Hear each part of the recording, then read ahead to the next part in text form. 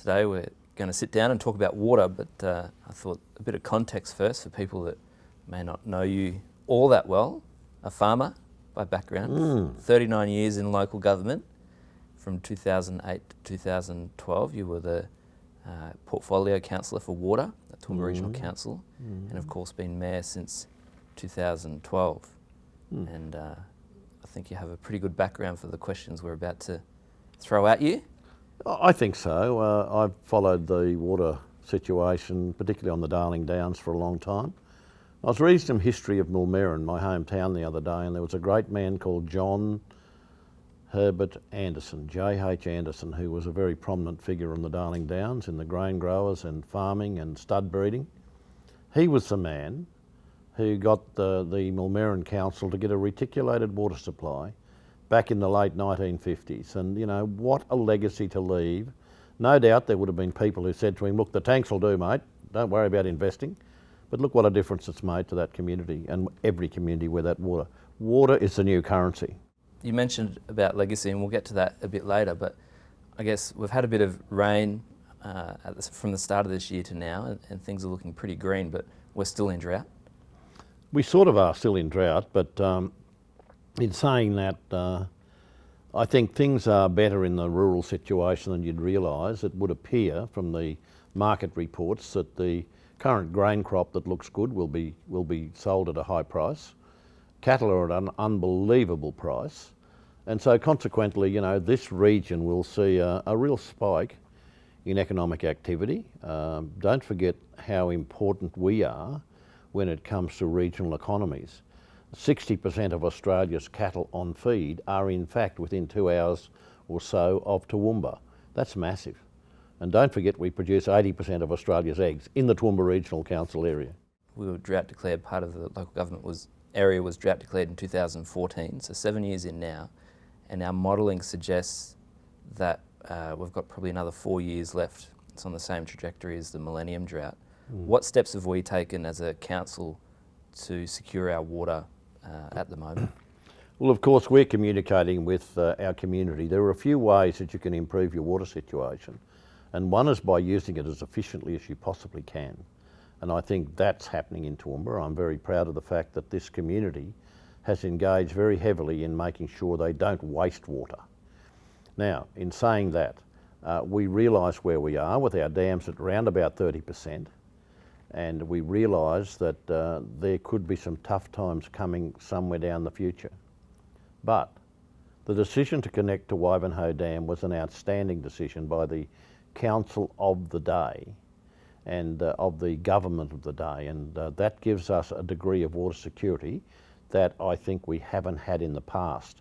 Without Wivenhoe, we'd be in a fair bit of trouble right now, but that Wivenhoe connection is certainly important to Toowoomba. I'm glad you mentioned Wivenhoe as well, and we'll get to that in a little bit, but you know, we've taken some immediate steps with Wivenhoe and communicating to residents about being mindful of their water use. But what are some of the longer term initiatives that you're working on at the moment? Well, I think it's absolutely critical as a community leader to now begin the journey on looking at future water sources. Now, I can't tell you exactly where they would come from. I've got some ideas in my head, but what we need to do is work together with our neighbouring councils, and we've formed a group called the Water Alliance, and it covers southern Queensland, this area of southern Queensland, as well as a friend of ours in northern New South Wales has been very happy to play ball with us as well, and that is the Tenterfield Shire Council. Mayor Peter Petty is absolutely adamant that water is all about the future of our community. It's a brand new currency, water, and there is potential for us, given that we send a lot of power to New South Wales, to just get a little bit of water back that would secure the future of places like Warwick and Stanthorpe. I was there on the weekend, and I can understand just how much water means to Stanthorpe. Mayor Vic Panisi told me the value of return to the economy in Stanthorpe of a megalitre of water. $1,700. A return for a megalitre of water growing cotton is about $600. So, you know, these people are really aware. If you look at Stanthorpe, many people have taken into account they need dams on their properties to grow the vegetables they grow for the broader community. So that's another indication of how important water is. But the alliance that we've formed is all about securing future water. And the first thing is to identify where it may come from. The second thing is to do an economic evaluation of just how much it would cost to bring that water here, and would it be a proposition financially. And the third thing is to go to those who have the money, the state and the federal government, to make absolutely sure that we can progress on that journey and get new water supplies. What do you think is the biggest challenge in securing future water supplies? Is it financial? Is it planning? What do you think it is? I think it's a whole lot. First of all, we've got to identify which is the best source. And that's done by a engineering assessment, a financial assessment of how much it would cost. Then, of course, we move into the critical role that's played by state and federal government. Now, interestingly, the state government are the people who look after urban water, and the federal government are people who look after agricultural water. Well, I think those barriers ought to be broken down, and we ought to just look at getting water wherever we can to make sure we secure the future of this community.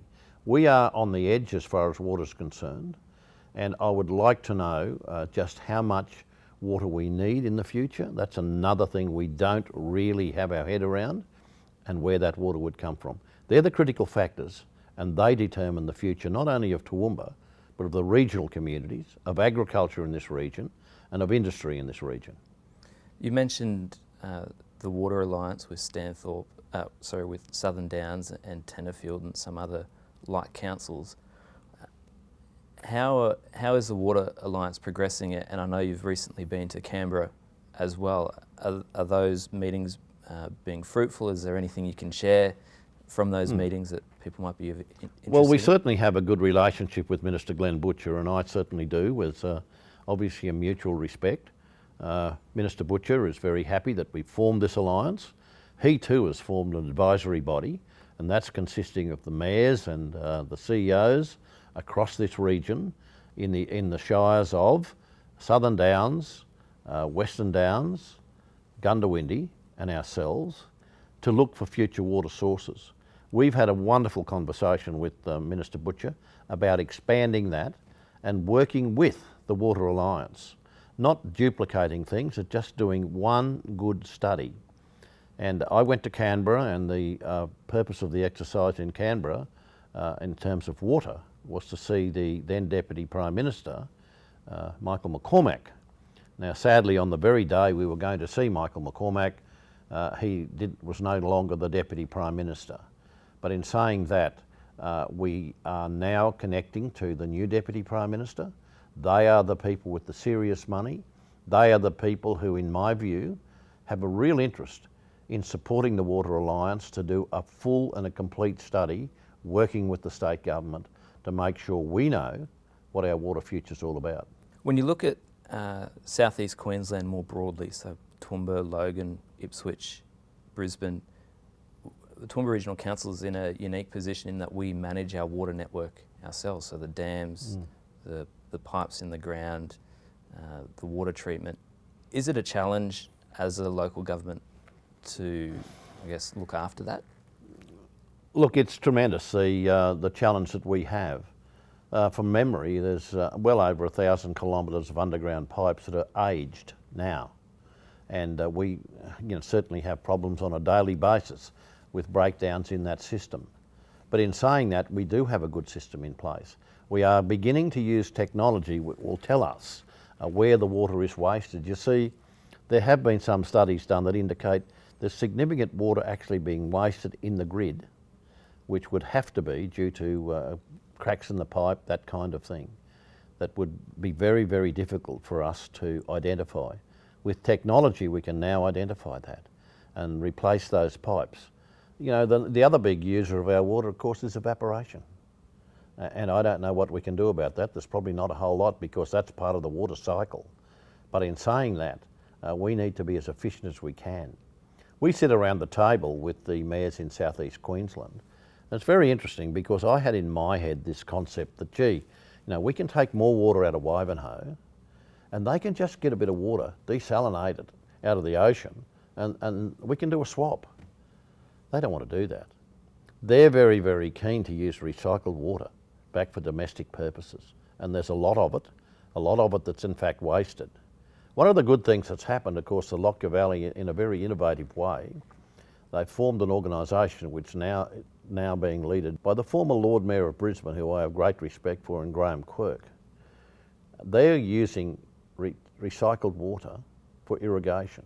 Wow. It will cost them, that's the plan, it will cost them over $200 million to get that set up with pipes. They've already got existing dams, all that sort of thing.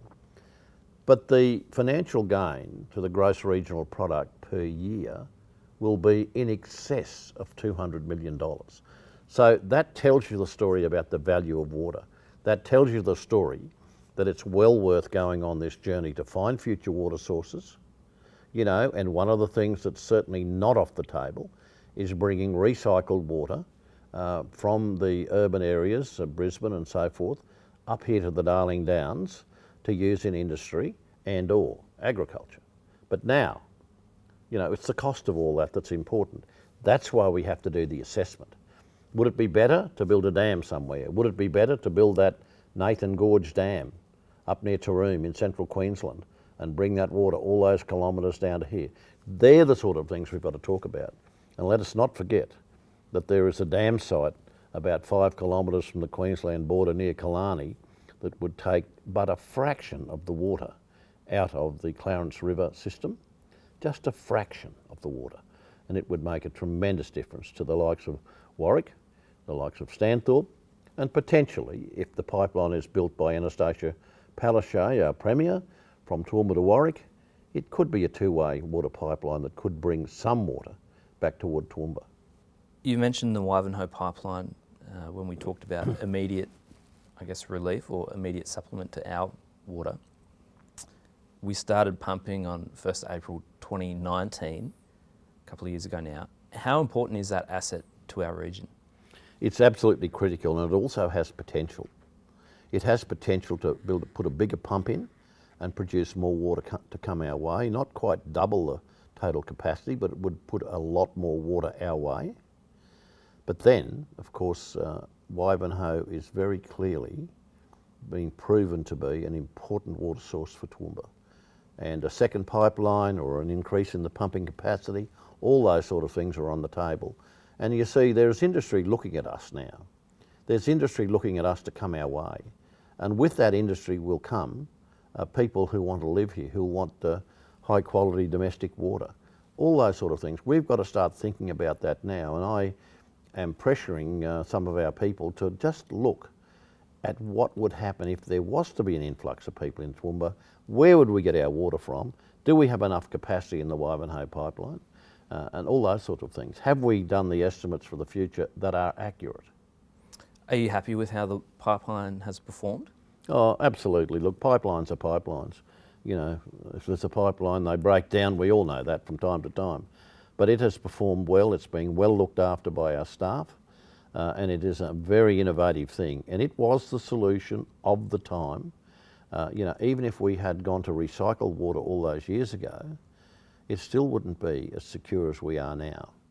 Don't forget, we have people wanting to build major shedded horticulture projects in our area that will employ thousands of people, not just hundreds. They'll employ thousands. And that will be a big growth spurt for us. It will be part of what we believe that there'll be up to 12 to 15,000 jobs in the Charlton Wellcamp area as it matures. And that's not Ivanhoe water, that's they're getting... That's recycled water. Yep. Okay. Probably one of the biggest bits of feedback we get on our social media accounts about the Ivanhoe pipeline is the access charge that we have. What association does the water access charge have to the pipeline? There are two elements that I see to our water business. First of all, it's a business, and we need to balance our books. And we don't make that decision. We have very clear directions given to us by the various state government bodies that look at our financial position. And there's no way that we can say to someone, look, we won't bother about the access charge, because The water business would cost the ratepayers a lot of money if we didn't have that access charge. We have to balance each sector of our economy here in Toowoomba, the council economy, and the water sector is a critical one. And water is not cheap. When you see, if you were building a new greenfield city and the only potential source of water was 700 metres below that and you knew you had to pump it up a hill, you'd give a fair bit of consideration to alternatives as to where you put the city. So do you think the access charge will change when the Wivenhoe loan is paid off, that 20-year loan? No, I don't think, there's not a relationship there in fact. Yeah. The big relationship is the cost of it all and you know, making sure that we can balance the books in terms of our water business. That's the critical thing. So the operational cost of the The operational costs and the capital costs and all those sort of things. Yeah. Our water business is one of the biggest businesses we run and we have to get it right. And there are rules that apply, rules that are implied on us by the state government and the regulatory authorities. To the people who say that you should double the spending on our water, or you should go and do this, or you should go and do that, what message would you have for them? Well, look, we have some real concerns now. One of the things I'm currently negotiating is the cost of upgrading our spillways. Now, due to new information that's been fed into the Ann Cold's report, which assesses the safety of dams, with the climate change that people have talked about and estimated, it would appear our dams are not as safe as they used to be. Well, to me, that is a pure, simple water security matter. You know, we need to make absolutely sure that our dams are viable, they hold. So this work will have to be done. $203 million is the estimated cost of it as we stand today. And of course, that's a lot of money out of a Toowoomba Regional Council budget, and that would be a lot of money, in saying that, out of the ratepayer's pocket in Toowoomba. So we've got to make sure we get that right. We would very much like some assistance from the federal bodies because water security is a national thing. It's a state thing, it's a regional thing, but ultimately it means a lot to the community of Toowoomba if there is an issue with our spillways. Now, they've suggested there is, so let's see the money. And I guess it comes back to the, you've been quite active over the years talking about consistent funding from the feds and from the states, and I guess it proves the point how vital that money is to governments like ours. Yes, when you look at our budget, this year our budget is $551 million from memory, and last year we got $26 million from state and federal government, when we do in fact control in local government right across Australia 30% of the nation's infrastructure. We get 3% of the money in total. And the little bit that comes out of state and federal government, as far as I'm concerned, it to me, as a long time exponent in this game, it just means that they don't respect the job we do. Not recognised in the Constitution, not getting anywhere near enough money to actually provide the things that our community wants. Our community's expectation has grown as to what state government does, as to what federal government does, but particularly what local government does, and we feel that every day. And I just hope that some better arrangement can be made. I've talked about this for a long time, as you know. We've talked about legacy and the legacy of the gentleman in Millmerran, and conversations we've had previously around the legacy you want to leave versus achievements or accolades or acclamation handed to you. If you could achieve one water legacy project as mayor, what would it be and why? Just securing the future of Toowoomba. We know Toowoomba will grow. We know what the population will be in a very conservative estimate. If we are to get the amazing legacy of a fast train from Brisbane to Toowoomba, wouldn't it be a beautiful place to live if you could be in the CBD of Brisbane at your employment situation in 45 minutes? Wouldn't Toowoomba be a beautiful place? I think Toowoomba will grow exponentially. I think industry will need more water. And the critical thing we must do in the next 4 or 5 years is determine where that water can come from. That's the legacy I want to leave. I want to make sure that the situation of each water supply is assessed and assessed properly so that we know our future direction. In January 2011, you were then Deputy Mayor, and there was an interview that we did at Win Television with Daniel Circum as the dam surged towards 100% with all the rain that we were getting. And I remember that the feeling of elation that you had and the then Mayor Peter Taylor had as the drought was basically done and dusted. Are you looking forward to having that sense of elation again one day? Yeah, I'd love to, but without the drama that there was in Toowoomba, if we could possibly help it. You know, there's no doubt that water hasn't run as well since then as it has. Our dams have not run round. Our dams here in Toowoomba have not run round since then. And on a personal note, the main dam on my properties has not run round since that very same date. We've got water in it, but we haven't had the kind of flood that would mean that there'd be a lot of water running down the creek. So, you know, it's still a difficult situation. It's still not the sort of situation that will fill our dams, but it'll happen one day. You know, I've been farming for over 50 years and there's been no two seasons the same. No two seasons the same in that time. We live in a very variable climate, and one of these days we'll smile and the dams will be full.